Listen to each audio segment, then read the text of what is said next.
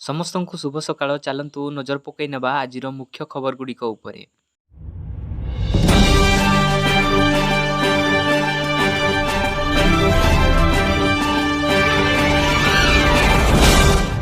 ଲାଗିବ 18% GST.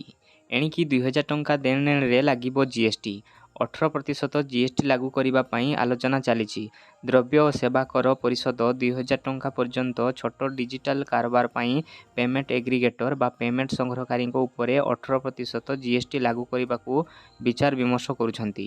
Report ଅନୁସାରେ debit ଏବଂ କ୍ରେଡିଟ୍ କାର୍ଡ ମାଧ୍ୟମରେ କରାଯାଉଥିବା କାରବାର ଉପରେ ଏହି ପ୍ରସ୍ତାବଟି ଟ୍ୟାକ୍ସ ଲାଗୁ କରାଯିବ। ପରବର୍ତ୍ତୀ ଖବର, ସମୁଦ୍ରରେ କଣ୍ଟେନର। କୋଲକାତାରୁ ବାହାରିଥିବା ଏକ ବଡ଼ ଜାହାଜରୁ 2ଟି କଣ୍ଟେନର କୌଣସି ମତେ ଅଲଗା ହୋଇ ସମୁଦ୍ରରେ ଭାସି ଆସି ଓଡ଼ିଶା ଉପକୂଳରେ ଲାଗିଥିଲା। ସେଥିରୁ ଗୋଟିଏ କେନ୍ଦ୍ରାପଡ଼ା ଓ ଅନ୍ୟଟି ପୁରୀଠାରେ ଲାଗିଥିଲା। 3 ଦିନ ଧରି କଣ୍ଟେନର ଭିତରେ କ'ଣ ସାମଗ୍ରୀ ଅଛି ଜଣାପଡ଼ୁନଥିଲା, କିନ୍ତୁ ପୁରୀ ପେଣ୍ଠକଟା ସମୁଦ୍ରରେ ଲାଗିଥିବା କଣ୍ଟେନର ଫାଟିଯିବାରୁ ସେ ଭିତରେ ପାଣି ପଶି ସାମଗ୍ରୀ ସବୁ ଭାସିଥିଲା। ସମୁଦ୍ରକୂଳିଆ ଲୋକେ ସେସବୁ ସାମଗ୍ରୀ ବୋହି ନେଇଛନ୍ତି। ଜିଲ୍ଲାପାଳ କହିଛନ୍ତି କଣ୍ଟେନର ହସ୍ତାନ୍ତର ପାଇଁ କୋଷ୍ଟଗାର୍ଡକୁ ଅବଗତ କରାଯାଇଛି। ପରବର୍ତ୍ତୀ ଖବର, 24 ଘଣ୍ଟା ପରେ ପ୍ରବଳ ବର୍ଷା। ୱେଲମାର୍କ ଲୋ ପ୍ରେସରରେ ପରିଣତ ହେଲା ଲଘୁଚାପ। ଉତ୍ତର ପଶ୍ଚିମ ବଙ୍ଗୋପସାଗରରେ କେନ୍ଦ୍ରୀଭୂତ ୱେଲମାର୍କ ଲୋ ପ୍ରେସର ଆସନ୍ତା 24 ଘଣ୍ଟା ମଧ୍ୟରେ ନେବ ଅବପାତର ରୂପ। ଉତ୍ତର ପଶ୍ଚିମ ବଙ୍ଗୋପସାଗର ଏବଂ ଗାଙ୍ଗେଟିକ ପଶ୍ଚିମବଙ୍ଗ ଉପକୂଳରେ ସୃଷ୍ଟି ହେବ ଅବପାତ। ପରେ ପଶ୍ଚିମ ଉତ୍ତର ପଶ୍ଚିମ ଦିଗକୁ ଗତି କରିବ ଅବପାତ। ଗାଙ୍ଗେଟିକ ପଶ୍ଚିମବଙ୍ଗ, ଉତ୍ତର ଓଡ଼ିଶା, ଝାଡ଼ଖଣ୍ଡ ଦେଇ ଛତିଶଗଡ଼ ମୁହାଁ ହେବ, ଯାହାର ପ୍ରଭାବରେ 11 ତାରିଖ ପର୍ଯ୍ୟନ୍ତ ରାଜ୍ୟରେ ପ୍ରବଳ ବର୍ଷା ହେବ ବୋଲି ପୂର୍ବାନୁମାନ କରିଛି ଆଞ୍ଚଳିକ ପାଣିପାଗ କେନ୍ଦ୍ର। ପରବର୍ତ୍ତୀ ଖବର, ସୁଭଦ୍ରା ଯୋଜନାକୁ ନେଇ ଆସିଲା ନୂଆ ନିୟମ। ସୁଭଦ୍ରାକୁ ନେଇ ସରକାର ଆଜି ହିତାଧିକାରୀଙ୍କ ପାଇଁ ବଡ଼ ଆଶ୍ୱସ୍ତି ଆଣିଦେଇଛନ୍ତି।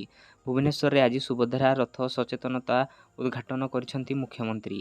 ଏହି ଅବସରରେ ଉପମୁଖ୍ୟମନ୍ତ୍ରୀ କହିଛନ୍ତି ରାଜ୍ୟ ବାହାରେ ଥିବା ମହିଳା ବି ସୁଭଦ୍ରା ଯୋଜନାର ଲାଭ ପାଇପାରିବେ।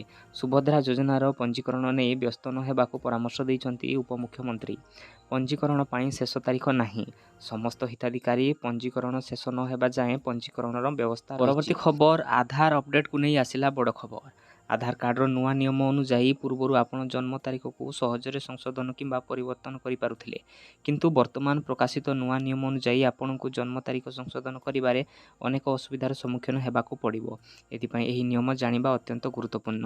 ଜନ୍ମ ତାରିଖ ଏବଂ ନାମ ସଂଶୋଧନ ପାଇଁ ଆଧାର କାର୍ଡ ତିଆରି କରୁଥିବା ଘରୋଇ କମ୍ପାନୀଗୁଡ଼ିକ ପାଇଁ UIDAI ଦ୍ୱାରା ନୂଆ ନିୟମ ଜାରି କରାଯାଇଛି। ବର୍ତ୍ତମାନ ଜନ୍ମ ପ୍ରମାଣପତ୍ର ଏବଂ ହାଇସ୍କୁଲ ସାର୍ଟିଫିକେଟ୍ ବିନା ଆଧାର କାର୍ଡରେ କୌଣସି ବ୍ୟକ୍ତିର ଜନ୍ମ ତାରିଖ ସଂଶୋଧନ କରାଯାଇ ପାରିବ ନାହିଁ।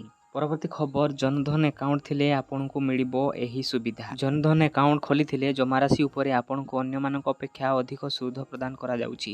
ସେହିଭଳି ଏହି ଯୋଜନାରେ 1 ଲକ୍ଷ ଟଙ୍କା ପର୍ଯ୍ୟନ୍ତ ଦୁର୍ଘଟଣା ବୀମା ଯୋଗାଇ ଦିଆଯାଉଛି। ଏହି ଆକାଉଣ୍ଟ ଖୋଲିଥିଲେ 30,000 ଟଙ୍କା ପର୍ଯ୍ୟନ୍ତ ପରିବାରବର୍ଗ ପାଇବେ। ଏଥିପାଇଁ କେତେକ ସାମାନ୍ୟ ସର୍ତ୍ତର ପାଳନ କରିବାକୁ ହେବ। 6 ମାସ ଧରି ଆକାଉଣ୍ଟକୁ ଲଗାତାର ପରିଚାଳନା କଲେ ଆପଣଙ୍କୁ ଓଭରଡ୍ରାଫ୍ଟ ସୁବିଧା ଯୋଗାଇ ଦିଆଯିବ।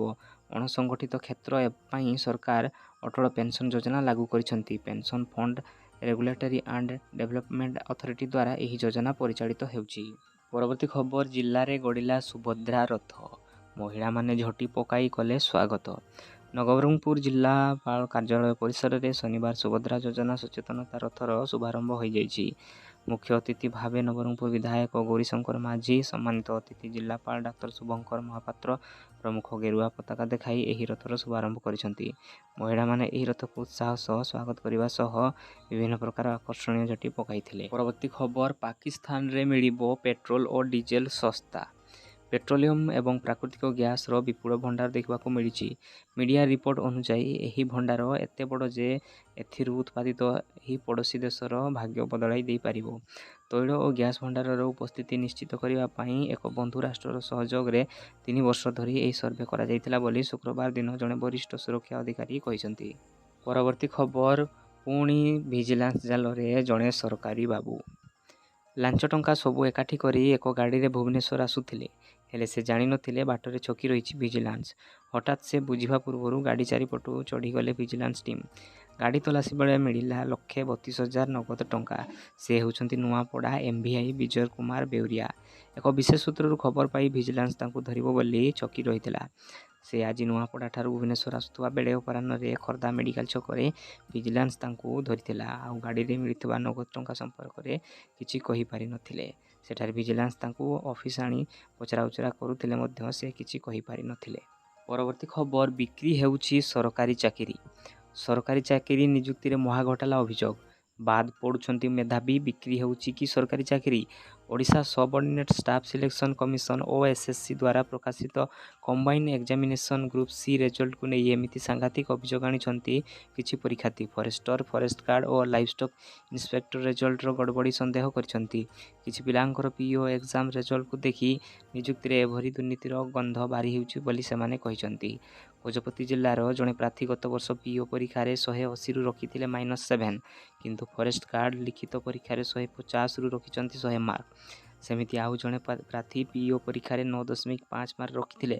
ଫରେଷ୍ଟ ଗାର୍ଡ ପରୀକ୍ଷାରେ କିନ୍ତୁ ପାଇଛନ୍ତି 99.984 ପରସେଣ୍ଟାଇଲ୍। ପିଇଓରେ ମାଇନସ୍ ସ୍କୋରର ଗ୍ରୁପ୍ ସିରେ କେମିତି ହେଲେ ଟପ୍ ସ୍କୋରର? ସେମାନେ ପ୍ରଶ୍ନ ଉଠାଇଛନ୍ତି କିଛି ପରୀକ୍ଷାର୍ଥୀ। ଏହାର ତଦନ୍ତ ସହ ପରୀକ୍ଷା ବାତିଲ କରାଯାଉ, ନଚେତ୍ ଓଏସ୍ଏସ୍ସି ଅଫିସ ଆଗରେ ଆନ୍ଦୋଳନ କରିବେ ବୋଲି ଚେତାବନୀ ଦେଇଛନ୍ତି ଛାତ୍ରଛାତ୍ରୀ। ଦର୍ଶକ ବନ୍ଧୁ, ଆଜିର ଭିଡ଼ିଓଟି ଆପଣଙ୍କୁ କେମିତି ଲାଗିଲା କମେଣ୍ଟ ମାଧ୍ୟମରେ ଜଣାଇବେ ଏବଂ ଆପଣ ଓଡ଼ିଶାର କେଉଁ ଜିଲ୍ଲାରେ ଦେଖୁଛନ୍ତି ତାହା ଆମକୁ ଜଣାଇବା ପାଇଁ ଅନୁରୋଧ। ଏହା ସହିତ ଭିଡ଼ିଓଟିକୁ ସେୟାର କରନ୍ତୁ ଏବଂ ନୂଆ ଥିଲେ ଚ୍ୟାନେଲଟିକୁ ସବସ୍କ୍ରାଇବ୍ କରନ୍ତୁ।